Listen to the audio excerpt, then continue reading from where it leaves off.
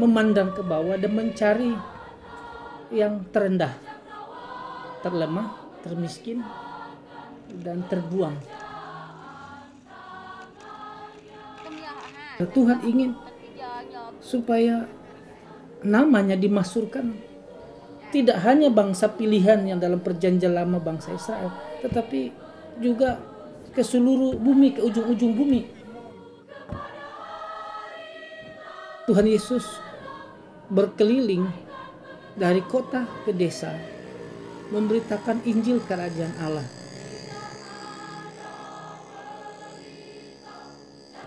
Bahwa ketika Yesus melihat orang banyak, hatinya berbelas kasihan. Yesus berdoa kepada Bapanya di surga dan berkata, Bapakku bersyukur kepadamu oleh karena rahasia yang besar, keselamatan yang besar ini Kau sembunyikan kepada orang-orang yang cerdik pandai dan kepada orang yang kaya. Tetapi engkau bukakan kepada orang yang kecil dan lemah.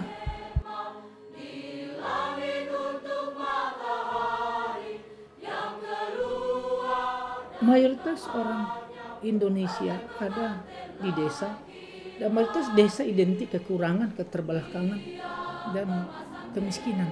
Mengapa ke tempat orang yang tidak terjangkau ini?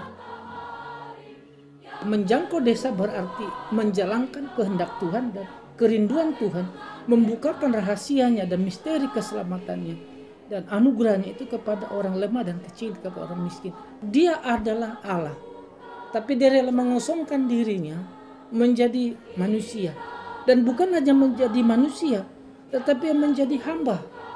Dia bukan lagi turun ke tingkat hamba, tapi dia juga mati setara dengan penjahat di atas kayu salib. Nah, dari pola kerendahan hati Kristus inilah saya melihat bahwa dia mencapai ke tingkat manusia yang paling bawah, setara mati di atas kayu salib. Pola gereja, pola orang Kristen, pola anak Tuhan, seharusnya pola seperti apa yang dilakukan Yesus, berinkarnasi, mencari komunitas masyarakat yang paling bawah untuk menyetarakan diri. Dan katanya pandangan Allah, visinya Allah, visi Kristus dari atas melihat ke bawah dan mencari masyarakat paling bawah.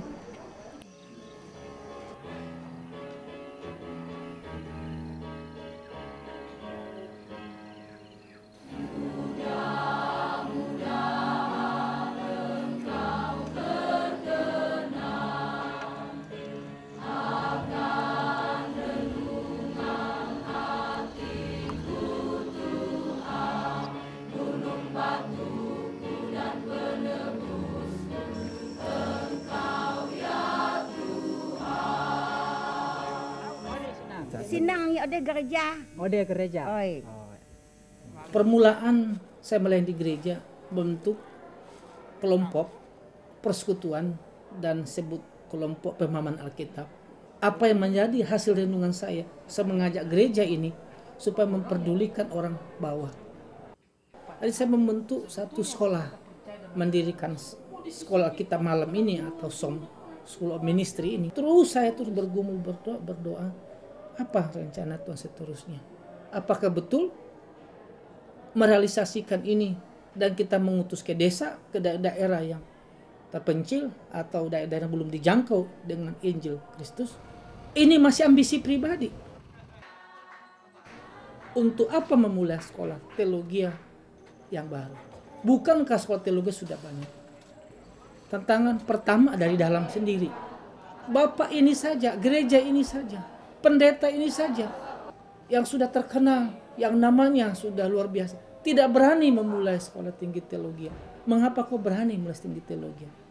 Saya hanya mau taat pada kehendakmu, rencanamu, bahwa kau menghendaki Tuhan mencapai orang miskin, mencapai orang lemah, mencapai orang terbelakang. Dan waktu engkau datang ke dalam dunia, kau fokus pelayanan kepada orang-orang seperti ini. Jikalau ini untuk pekerjaan Tuhan dan ini memang miliknya Tuhan, Tuhan akan beserta. Waktu mulai sekolah ini betul-betul dari nol. Tidak ada modal, tidak ada misionaris yang membantu, tidak ada gereja yang membantu. Betul-betul ini sekolah setia didirikan dengan iman kepada Tuhan, dengan keyakinan, sehingga hanya beberapa teman-teman yang menghimpun dana untuk memulai sekolah ini. Maka tahun 11 Mei tahun 1987 resmilah Sekolah Tinggi Teologi Injili Ars Damar saya dirikan.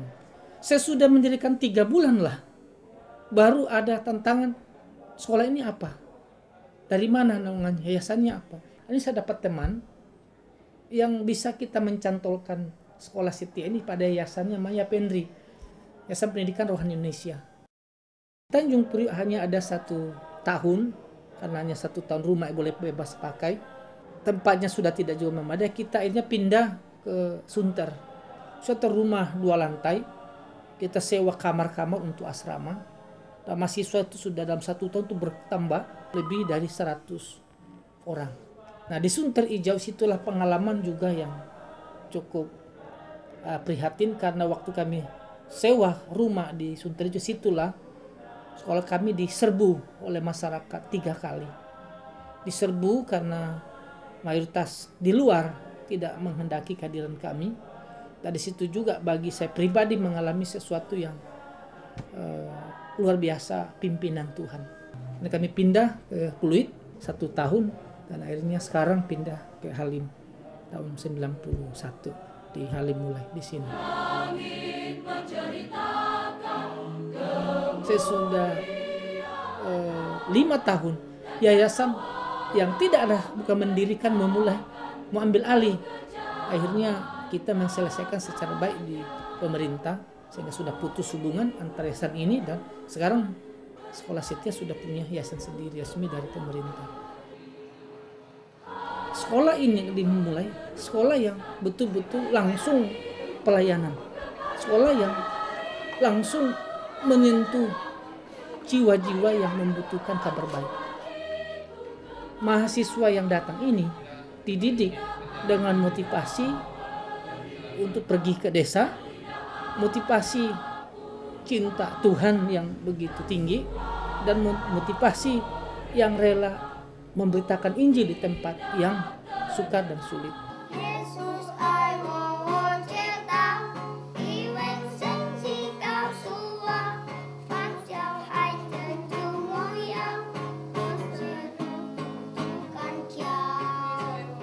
Ya, orang-orang yang tinggal di Mapai ini ekonomi mereka masih sangat rendah sekali, dan apalagi lahan pekerjaan itu tidak ada yang menetap. Kalau tambang emas itu penghasilan juga 1 hari tidak menentu, noreh juga tergantung cuaca. Kalau hujan ya nggak bisa juga, kalau panas juga air getahnya berkurang, dan petani juga di sana mendapatkan satu tantangan sendiri, di mana hutan-hutan tidak ada lagi untuk mereka buat ladang. Yang ada lahan-lahan di sini sudah dipakai perusahaan, khususnya tanaman sawit. Walaupun ekonomi mereka rendah, saya juga nggak pernah merasakan kekurangan, dan saya bersyukur sekali mereka juga cukup perhatian, dan mereka juga cukup memperhatikan hamba Tuhan. Mereka bisa memberi dengan apa yang mereka miliki, dan jadi saya sangat bersyukur sekali bisa melayani mereka, khususnya orang-orang Chinese yang ada di Mapai.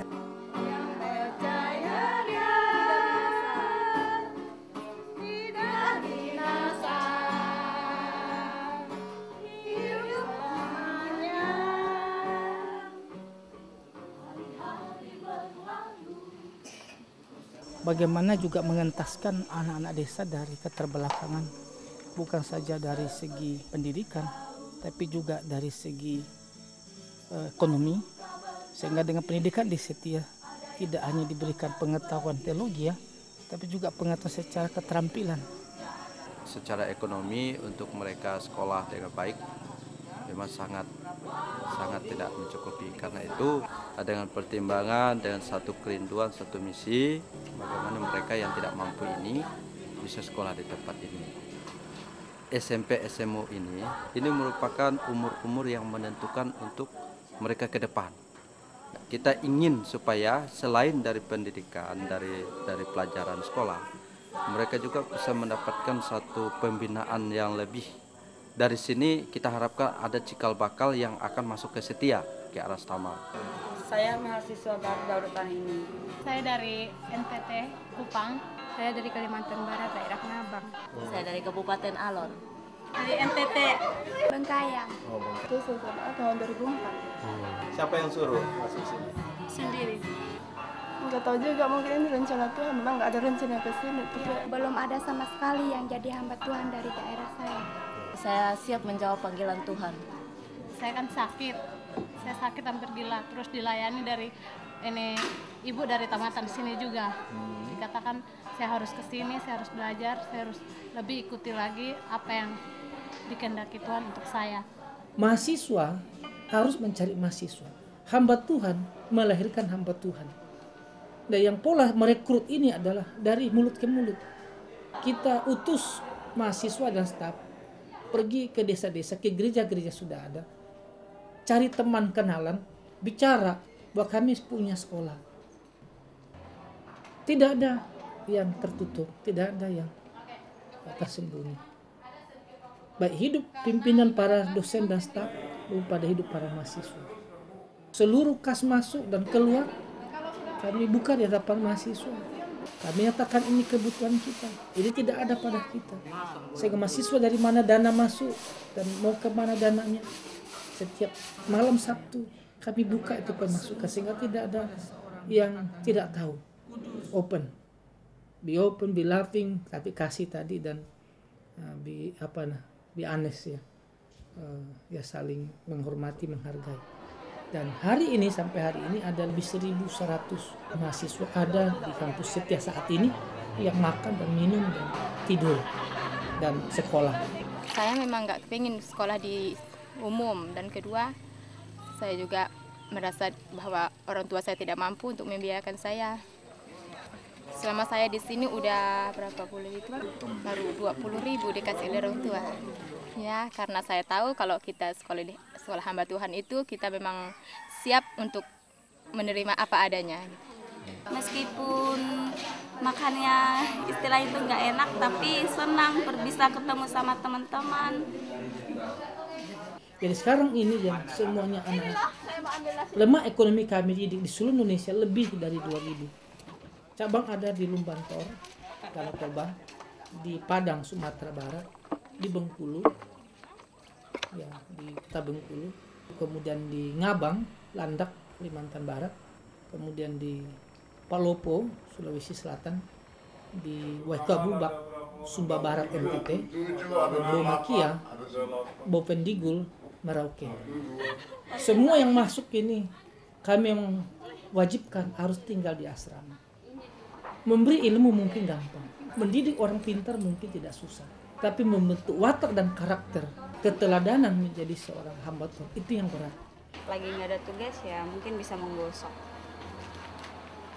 Di ruangan ini ada berapa orang? Ada 22 orang. Kasih kamar 6 dan kamar 5. Ini harta saya, Pak. Jadi yang lainnya punya teman, demikian untuk yang lainnya. Tempat buku, tempat alkitab, tempat bedak, tempat air minum.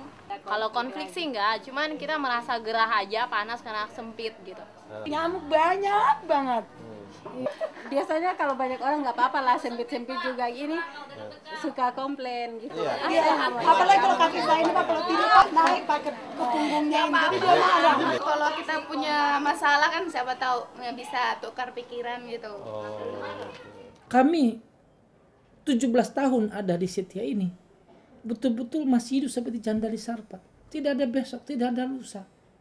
Hanya hari ini saja. Cukup apa tidak, itu masih renungan. Sekalipun betul sampai hari ini kami luar biasa memikirkan lebih 1.000 masih yang makan minum dan lebih 60 dosa. Bahkan setiap hari harus makan 1.000 lebih di sini. Itu bukan pekerjaan mudah.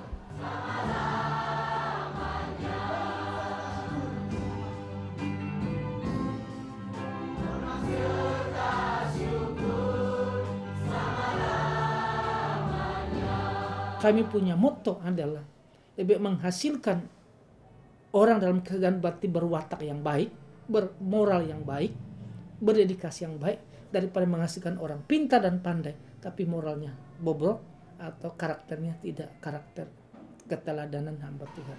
Ketika saya tamat setia, saya membayangkan saya adalah seorang sarjana, dan setelah kami menikah istri saya juga seorang sarjana, dan saya membayangkan kami harus melayani di kota. Tetapi ketika saya datang di Kalimantan, begitu banyak pertimbangan kemudian masuk dalam pikiran saya. Dengan tunjangan yang sangat minim, saya betul-betul seperti merasa akan stres. Tetapi ketika saya mulai masuk dalam pelayanan dan mulai menikmati pelayanan, saya merasakan bahwa Tuhan betul-betul memberkati hidup kami. Dari Setia yang kami misi, misionaris lokal kami, ada 1.000 lebih saat ini yang kami topang. Dan kebutuhan 1 bulan itu 191 hanya dana misi. Dan yang terpenuhi itu hanya 60 juta dari 191, jadi betul-betul masih ada 70% yang enggak terpenuhi. Padahal satu hamba Tuhan itu kami kirimkan hanya 150.000 satu hamba Tuhan. Nah, di sini saya melayani di Dusun Semang Bacong, Desa Embala, dengan jemaat Tuhan di sini berjumlah 32 kakak, kurang lebih 130 jiwa. Saat ini jemaat Tuhan di sini sedang membangun sebuah gereja. Jadi kalau gereja yang ada saat ini kurang lebih tahun 70-an dibangun dan keadaannya sudah seperti ini. Kami pakai dana awal jemaat, kemudian juga di sini ada pangari, Pak. Itu istilahnya pangari, itu seperti gotong royong, kerja bersama di ladang mereka, dan itu dibayar per kakak. Kita pungut misalnya berapa sekian belasan apa puluhan ribu berapa gitu ya. Ada juga janji iman di sini. Saya tantang mereka, Tuhan tidak mungkin akan turun tangan kalau kita tidak memberi terlebih dahulu. Dan kami peroleh melalui Badan Pengurus Sinode GKSI di Jakarta itu kurang lebih 15 juta.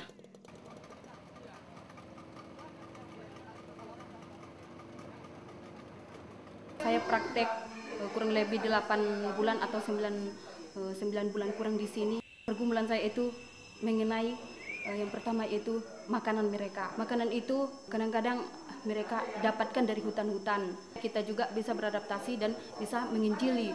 Nah, yang kedua, mereka belum ada kesadaran dan belum ada yaitu kasih, mengasihi sesama. Mereka masih masa bodoh. Itulah saya inginkan supaya mereka mengasihi hamba Tuhan, terlebih-lebih mengasihi Tuhan. Yang ketiganya, karena di sini sudah banyak TV. Saat itu sembahyang, mereka sudah nonton TV lagi, menonton TV, bukan lagi untuk datang sembahyang. Karena di sini ada hari Jumat untuk ibadah rumah tangga. Mereka tidak datang. Itu yang saya inginkan, pergumulan saya, supaya kerinduan mereka ada untuk datang dengan Tuhan. Apakah itu alumni Setia ataukah itu mahasiswa praktek, harus hidup.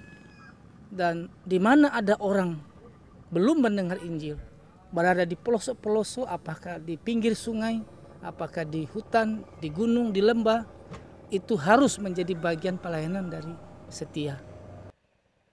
Bukan hanya kehidupan rohani mereka yang harus dicukupi, tetapi juga harus kehidupan jasmani mereka. Kami mengajarkan kepada mereka bagaimana bertani dengan baik. Dan ini harus terus-menerus kami temani mereka, bahkan sampai kami di ladang untuk mendoakan mereka. Dan mereka sangat senang dengan hal seperti ini. Dan itu juga membuat sukacita tersendiri bagi kami, sehingga waktu kami melihat diri kami tidak memiliki apa-apa dibanding dengan hamba-hamba Tuhan yang mungkin hidup di kota, tetapi kami cukup bersukacita oleh karena kami melihat justru kami memiliki hidup bermakna di tempat ini. Di dalam rumahku senang-senanglah, senang-senanglah, senang-senanglah. Tentang perjalanan ketika melayani, ya harus jalan kaki berjam-jam, bisa 4 jam dan 5 jam dalam perjalanan.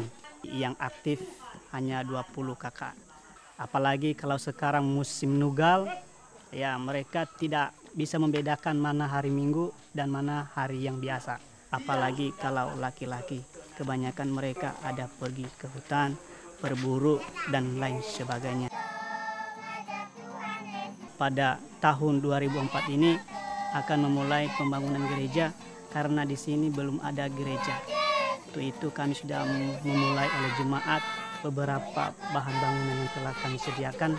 Namun karena keterbatasan ekonomi jemaat, maka belum terlaksana untuk mendirikannya.